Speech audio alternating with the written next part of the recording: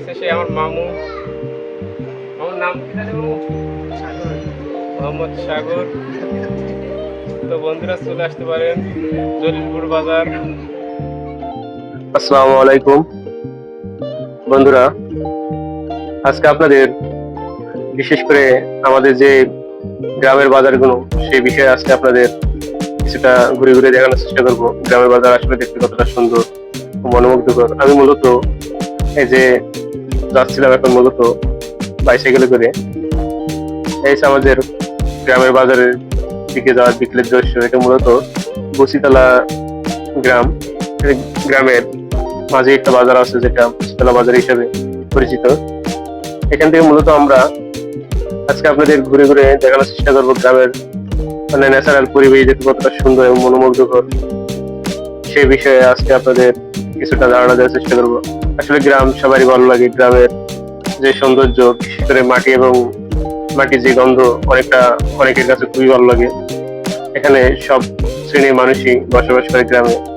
বিশেষ করে গ্রাম বাংলাদেশের, বিশেষ করে 68,000-এর উপরে গ্রাম রয়েছে বাংলাদেশে, যা অনেক গ্রাম আবার কিছুটা শহর নগরীতে পরিণত হয়েছে।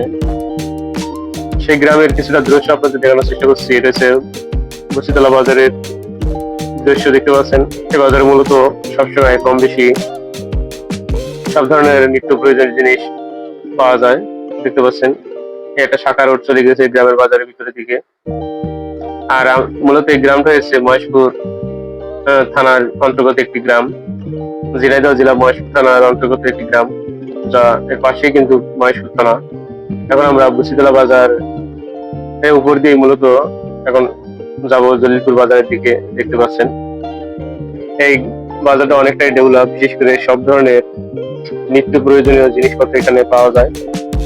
আর আমাদের এই যে মূলত এই এলাকাগুলো, বর্ডার এলাকাগুলো মূলত সিটি গোল্ডের যে কারুকাজের জন্য খুবই জনপ্রিয়, যা আপনারা অনেকেই জেনে থাকবেন।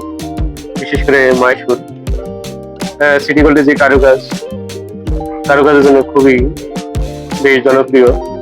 এখন আমরা বসিতলা বাজারের থেকে আমরা জলিলপুর বাজার দিকে যাচ্ছি। দেখতে পাচ্ছেন রাস্তার দুপাশে জনবসতি গড়ে উঠেছে। আর এই রাস্তাটা মূলত সোজাসুজি হাসদা হইতে, বিশেষ করে জীবননগর যে চুয়াডাঙ্গা আছে সেই হাসদা হইতে মূলত এই রাস্তাতে সোজা এমনি আপনার জলিলপুর হয়ে একেবারে সীমান্তে যে ভৈরব অথবা ভৈরব আছে সেদিকে যাওয়া যায়। আমরা এখন কিন্তু আরো সামনের দিকে চলে আসি দেখতে পাচ্ছেন। আর এটা হচ্ছে জলিলপুর বাজারের দিকে যেতে একটি বটগাছ। এই বটগাছটা অনেক পুরাতন, যা আপনাদের ভিডিওতে দেখানোর চেষ্টা করছিলাম। দেখতে পাচ্ছেন অনেক পুরাতন একটি বটগাছ। এখানে বিশেষ করে গরমে খুবই শীতল ছায়া পাওয়া যায়। আবার অনেকে এখানে বিশ্রাম নেয়। আমরা এখন জলিলপুর বাজারের দিকে চলে আসছি। দেখতে পাচ্ছেন এটা হচ্ছে জলিলপুর বাজারের যার একটি রাস্তার শাখা পথ।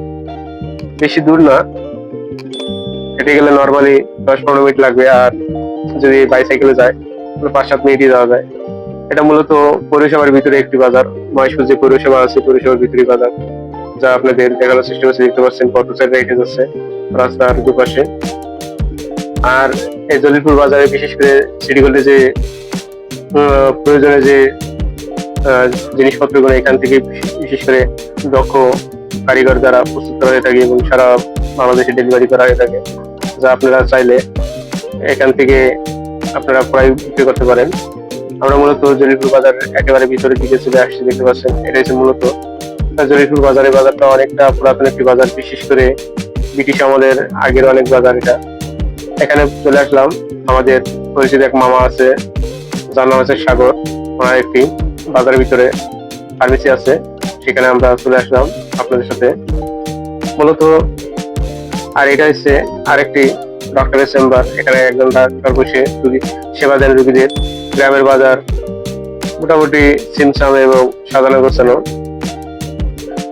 সাগর মামার একটা ব্যস্ত আছে, বিশেষ করে উনি ঔষধ বিক্রি করছে। দেখতে পাচ্ছেন প্রেসক্রিপশন দেখে ঔষধ দেওয়ার চেষ্টা করছে। আর ফার্মেসির ব্যবসা খুবই লাভজনক ব্যবসা। মোটামুটি চাইলে আপনারা ইউটিউবে অনেক ভিডিও দেখতে পারেন। এই যে চলে আসলাম এখন মূলত ঔষধ দেয়া শেষ। যে জলিলপুর বাজারে চলে আসবে আমার মামুর দোকানে। না না, হয়েছে ডাক্তারখানা নাকি? আমাদের রেজাল্ট চাচা বসে জায়গায়, এখান থেকে দেখিয়ে বাস এটা চলে আসবেন। মামু ওষুধ দিচ্ছে।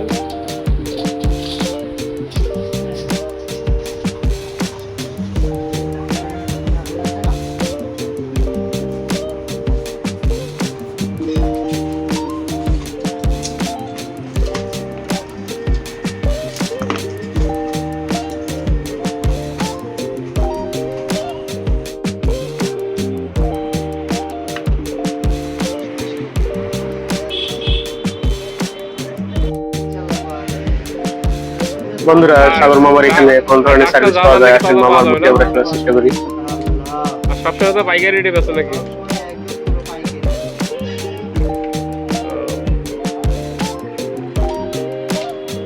তো আর কি, এই তো সে আমার মামু। আমার নাম কি জানি মামু? মোহাম্মদ সাগর। তো বন্ধুরা চলে আসতে পারেন জলিলপুর বাজার।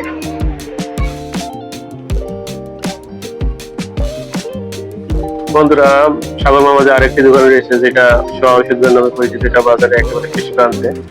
তো আপনাদের কিছুটা বিকেলের দৃশ্য ঘুরে ঘুরে দেখানোর চেষ্টা করলাম। তো সবাই মোটামুটি আজকের ভিডিওটা অনেকটা দেখে এনজয় করেছেন এবং আশা করি ভালো লাগবে। সবাই ভালো থাকবেন, সুস্থ থাকবেন। আজকের মতো বিদায় নিচ্ছি। আল্লাহ হাফেজ।